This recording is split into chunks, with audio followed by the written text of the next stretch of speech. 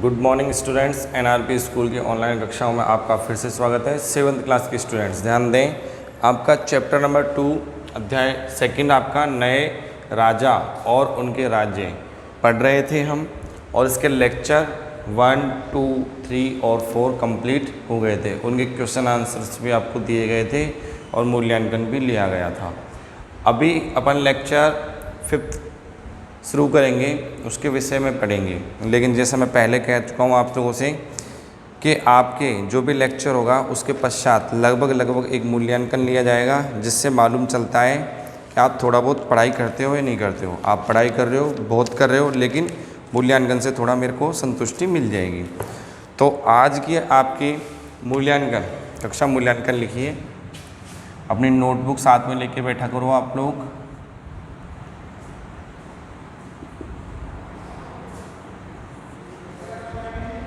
Question,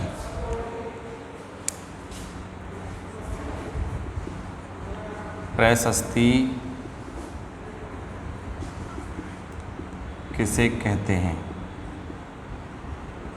आप video को pause कर दीजिए, 2 मिनट पश्चात वीडियो को ऑन कीजिएगा और इसका आंसर आपको मिल जाएगा। ठीक है स्टूडेंट्स।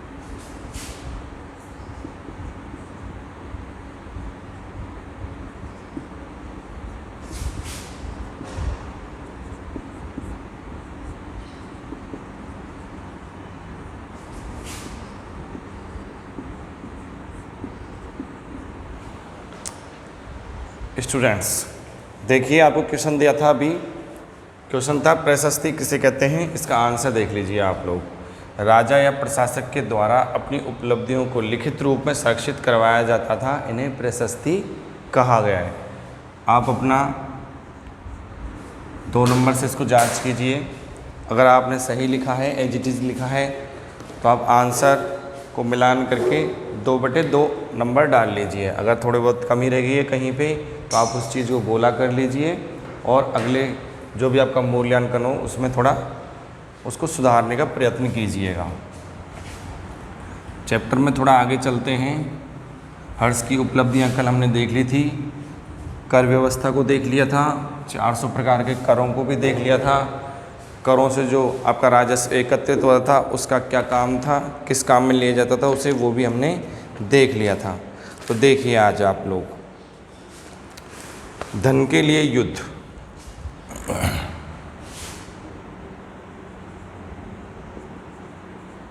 धन के लिए युद्ध, हमने पहले लेक्चरों में ये देखा, युद्ध हो रहे थे, लड़ाइयाँ कर रहे थे, अपना क्षेत्र विस्तार करने के लिए राजाएं आतुर रहते थे। तो उसी में एक चीज़ ली गई है कि धन के लिए युद्ध होते थे। किस प्रकार से देखिए,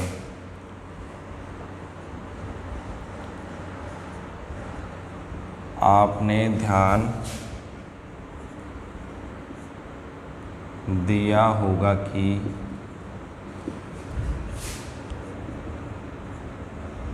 प्रत्येक शासक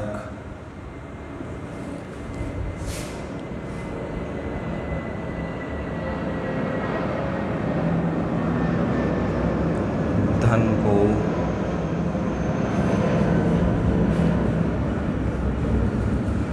शासक या राजवंश का आधार कोई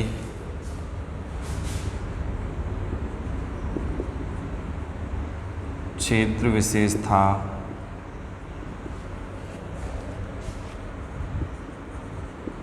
वे दूसरे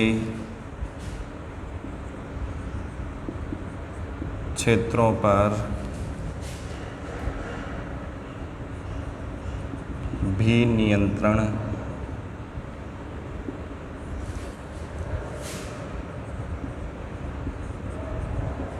करने का प्रयास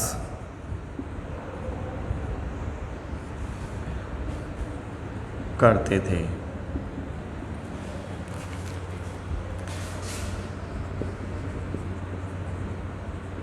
एक विशेष रूप से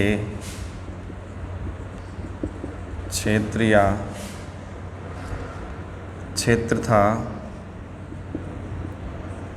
गंगा घाटी।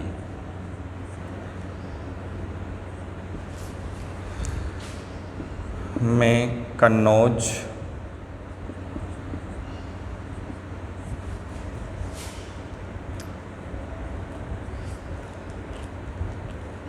नगर, गुर्जर प्रतिहार,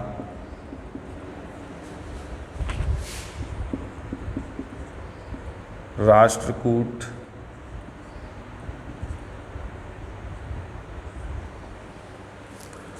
और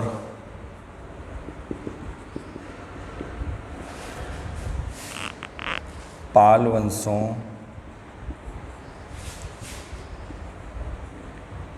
के शासक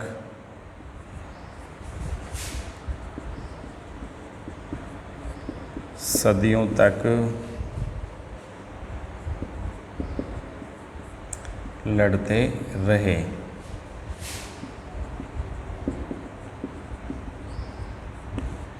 इस लड़ाई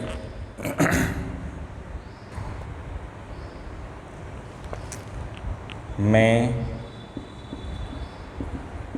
3 पक्ष थे।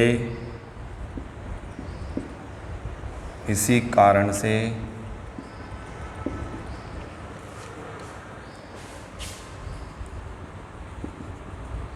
इस संघर्ष को त्रिपक्षीय संघर्ष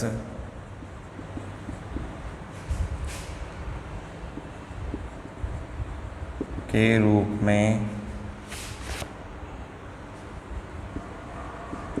जाना जाता है।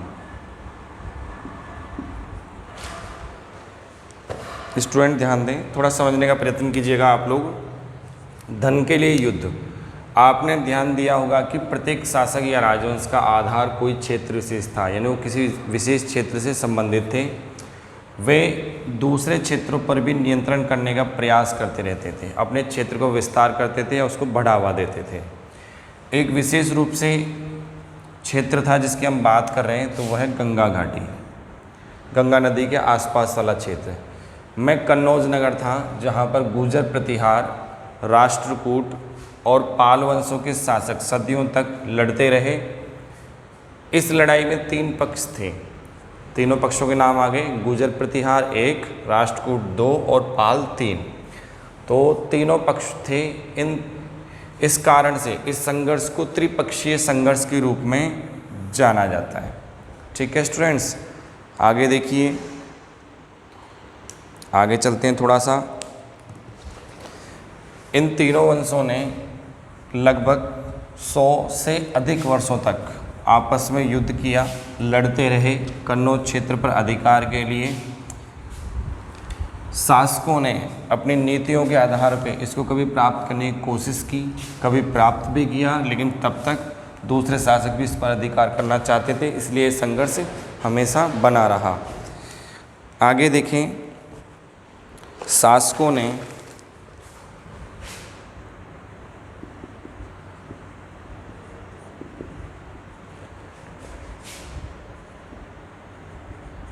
बड़े मंदिरों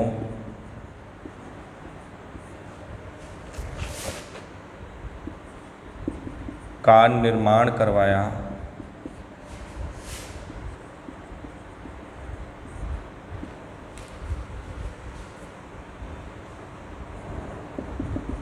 और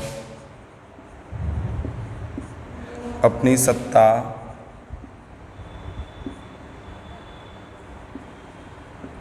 व संसाधनों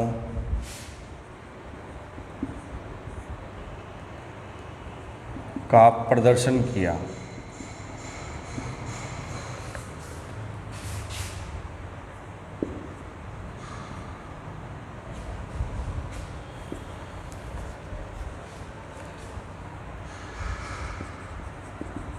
यही कारण था कि जब भी आक्रमण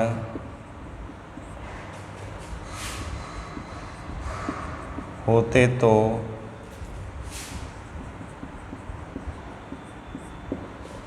मंदिरों को भी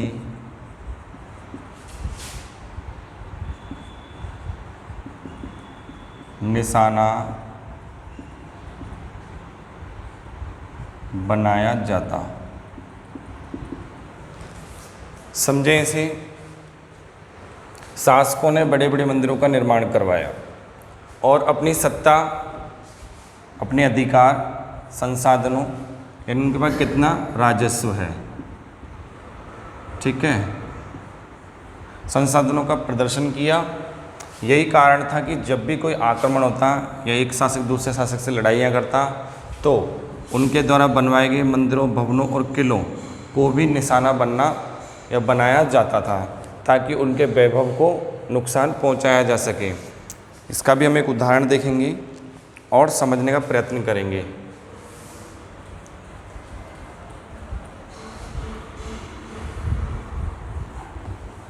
देखिए, अफ़गानिस्तान के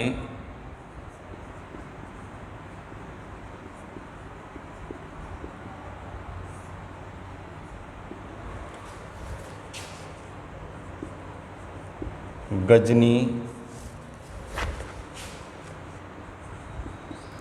का सुल्तान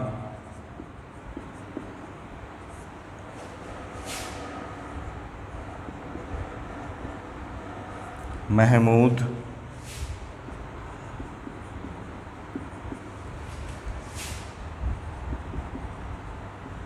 ऐसे शासकों में से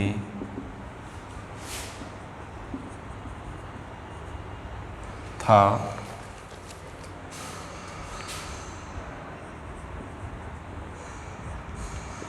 उसने 997 ईस्वी से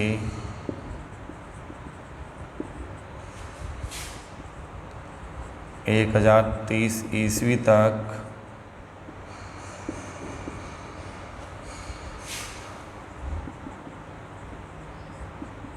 शासन किया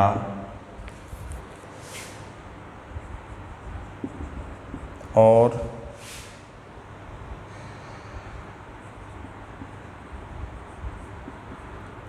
अपने क्षेत्र का विस्तार करते हुए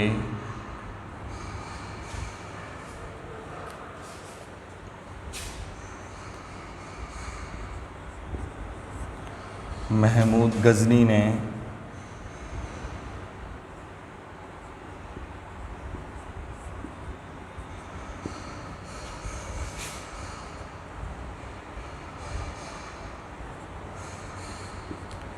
मध्य एशिया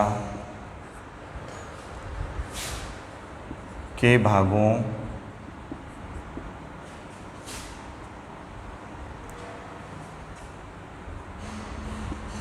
ईरान,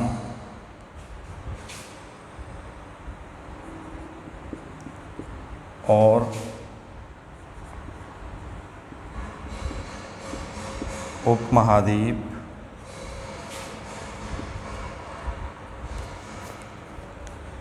के उत्तर पश्चिम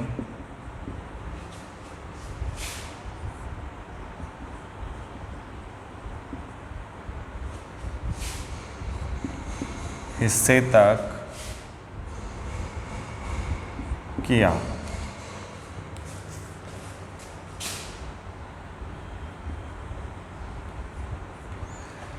उसने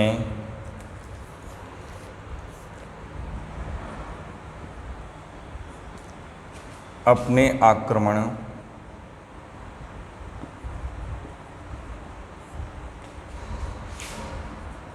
से गुजरात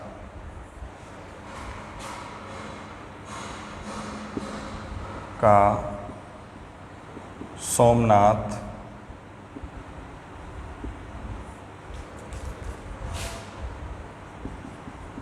मंदिर को भी नुकसान पहुंचाया।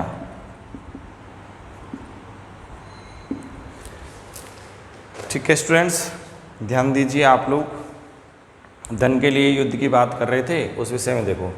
अफगानिस्तान के गजनी का सुल्तान महमूद ऐसे शासकों में से था, उसने 997 ईस्वी से लेकर 1030 ईस्वी तक शासन किया था और अपने क्षेत्र का विस्तार करते हुए महमूद गजनी ने मध्य एशिया के भागों जिसमें ईरान और उपमहाद्वीप के उत्तर पश्चिमी हिस्से या पश्चिम हिस्से तक किया था। उसने अपने आक्रमण से गुजरात में स्थित सोमनाथ मंदिर को भी नुकसान पहुंचाया था, जिस प्रकार से अभी थोड़ा सा आपको बताया गया था। देखिए आप आगे समझते हैं इसको और आगे भी देखते हैं थोड़ा सा। तो थोड़े समय पहले फिर बताया धन के लिए युद्ध हो रहे हैं, तो धन के लिए युद्ध करने के लिए शासक जब अपने क्षेत्र विस्तार कर रहे हैं या लड़ाइयाँ कर रहे हैं तो उनसे दूसरे राज्यों को जिन पर उन्होंने विजय प्राप्त की थी तो वहाँ से लूट इत्यादि किया करते थे, ताकि वे वहाँ से धन संपदा को अपने पास ले जा सकें और एकत्रित कर सकें और दूसरे राज्य को जो हार गए हैं उन्हें दोबारा से लड़ाई का मौका ना मिल सके और वो दोबारा तैयार ना हो सके। ठीक है स्टूडेंट्स, आगे देखिए। अल बैरूनी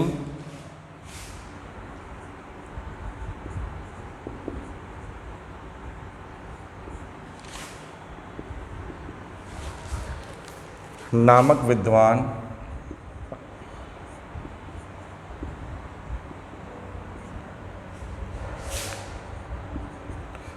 ने अपनी कृतियों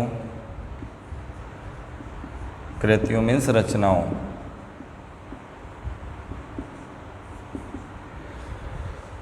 में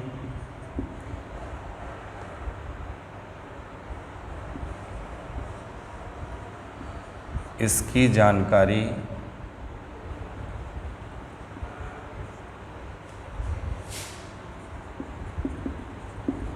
दी है।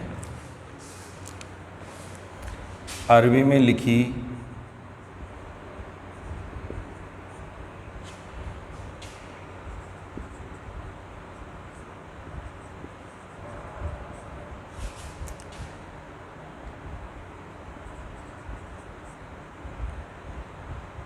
गई उसकी कृति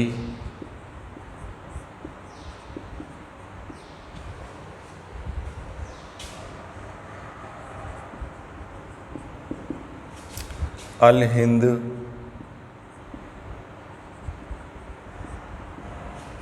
है।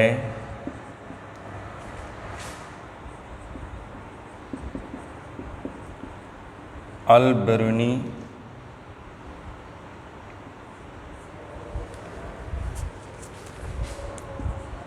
ने इसे तैयार करने में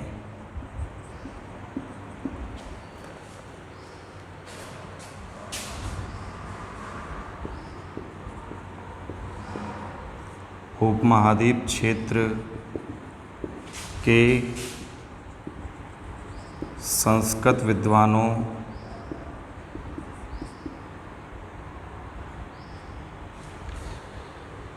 से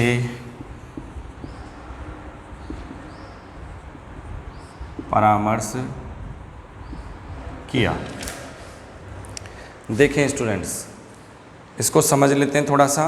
देखिए धन के लिए युद्ध चल रहा है, थोड़ा सा आपको समझाया। एक राजा दूसरे राजा से युद्ध करने के लिए जा रहा है, क्षेत्र विस्तार कर रहा है। ठीक है, क्षेत्र विस्तार करने में या तो वो अपने क्षेत्र को बढ़ावा दे पा रहा है लड़ाई जीतने के पश्चात, और लड़ाई हार रहा है तो अपने क्षेत्र को गवा भी देते थे। बाद का लास्ट का टॉपिक ये है, मंदिरों के इत्यादि को लूटा जाता था, भवनों इत्यादि को क्षति पहुंचाई जाती थी।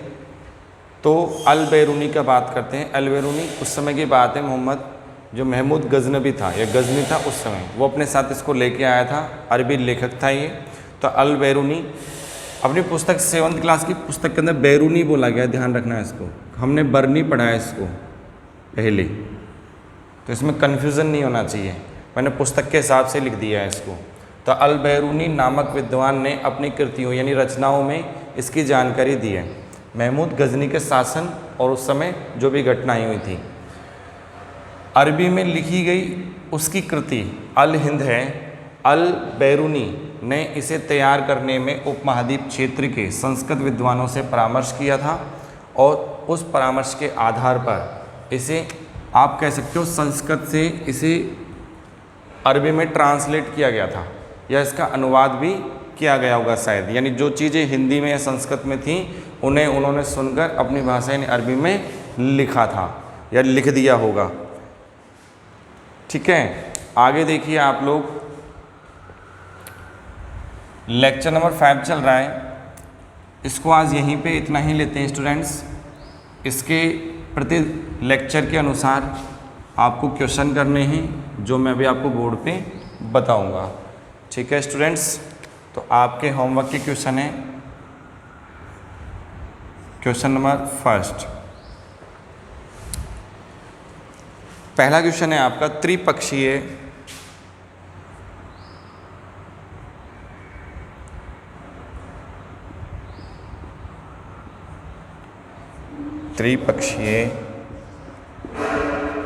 संघर्ष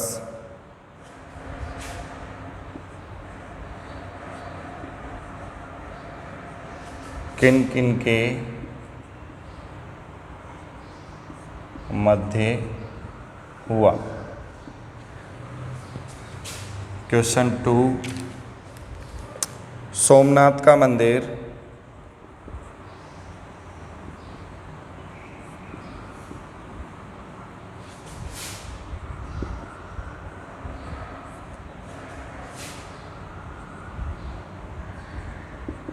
कहाँ स्थापित है। स्टूडेंट्स, लेक्चर नंबर 5 के आपके होमवर्क के 2 क्वेश्चन हैं। पहला क्वेश्चन है, त्रिपक्षीय संघर्ष किन किन के मध्य हुआ। आपको लेक्चर में मिल जाएगा सीधा ही, वीडियो को पॉज कर या सुनकर आप लिखिएगा।